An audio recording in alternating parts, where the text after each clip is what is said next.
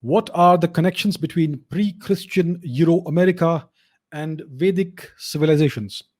Well, I don't know about America, but Europe, pre-Christian Europe, has an immense amount of connections with the Vedic civilization. Like I said, after the battle of the Ten Kings, the all the tribes, the coalition of Vedic clans that lost the battle were forced into exile. They had to go westwards, and they went into various directions.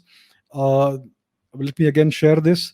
This is a list of those uh, those Vedic clans that migrated westwards. This is from Shrikant Talagiri's website.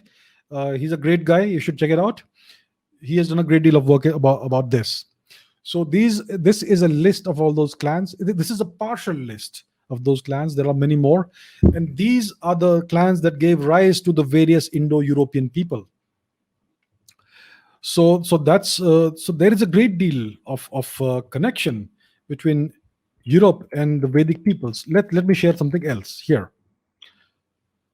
So according to Serbian mythology, there is a trinity, a trimurti of sorts in Serbian mythology, which consists of Vishnu, Ziva, and Branyan, which is the same as Vishnu, Shiva, and Brahma. So how did Serbia acquire Indian gods, right? And Serbian folk tradition says that Triglav lives in India. He originates in India, and that India was the original home of the Serbian people. So this is pre-Christian mythology. It was more or less stamped out during the Great European Holocaust, during the Great European Cultural Holocaust, which is very well brought out in this book called The Darkening Age. The author is Catherine Nixie. It is the Christian destruction of Europe's ancient Indo-European culture. So in Europe had a cultural continuum. It was the same culture all across Europe, but there were many local manifestations of this culture. So the gods all had different local names, and the cultures and traditions were all different locally. But if you examined them as a whole, they were the same cultures, the same traditions, and the same gods.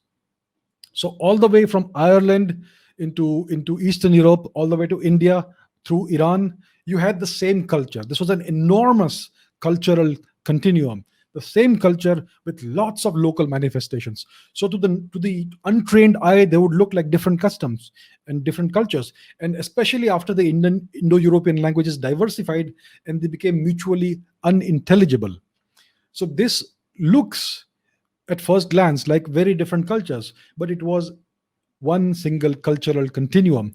And after around 1200 years ago, the Christianization of Europe started in full force, maybe 1500 years ago, and Europe's ancient tradition and culture and religions and folk traditions were all wiped out forcefully. And that's why we don't see any traces of this anymore. Europe has become a monoculture, but that is now again dissipating because Europeans are rejecting this monocultural idea. Many of them are becoming atheists, and many of them are trying to revert to their ancient indigenous cultures. So there is this religion called Romuva in Eastern Europe. I think it's in Latvia or Lithuania, in the Baltic regions. And the people of Northern Europe are also trying to revert to a form of their indigenous Viking religion.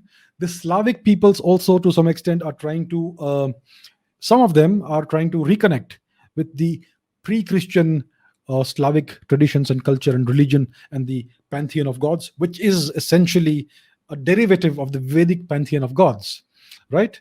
So there is all of this. I can show you some more examples, some more interesting examples.